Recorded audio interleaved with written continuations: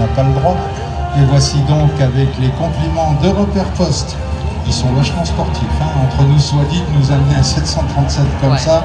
Merci messieurs. L'avion arrive de Charles de Gaulle et repart tout à l'heure, je crois, à Deauville, piloté par monsieur Launois et monsieur Emos. Voici donc un des plus beaux avions de transport que l'humanité puisse utiliser aujourd'hui. Et regardez la gueule de ce cockpit, un des plus beaux de l'histoire.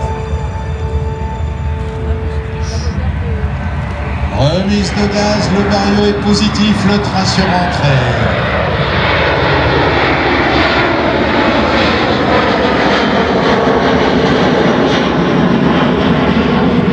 Le train est rentré, on accélère, on va rentrer un cran de volée.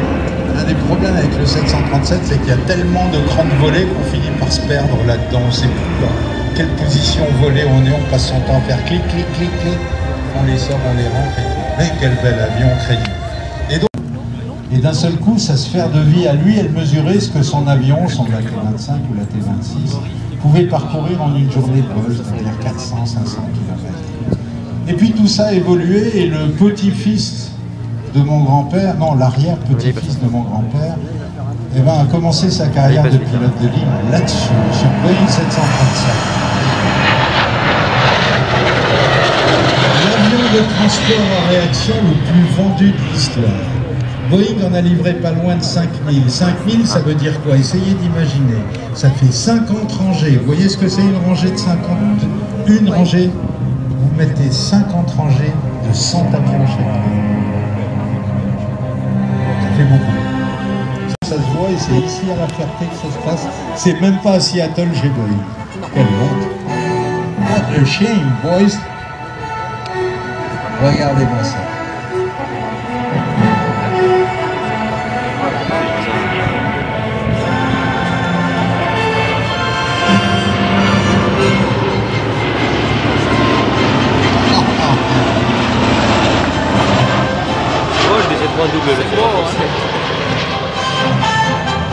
Messieurs, vous êtes magnifiques.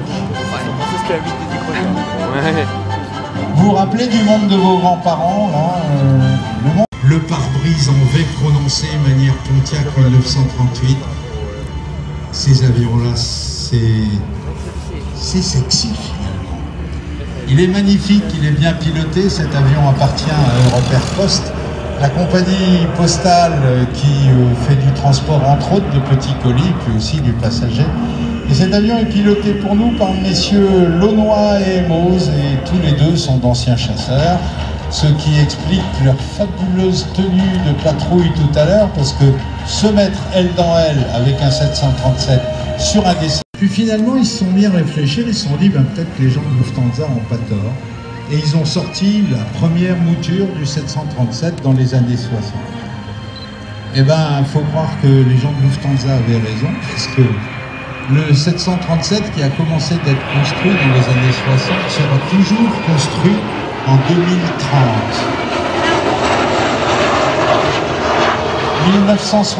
1960-2030. Et donc c'est un avion qui sera probablement encore en service ici, là et ailleurs dans le monde, on va dire aux alentours de 2050, 2060. C'est donc un avion quand les derniers partiront à la retraite.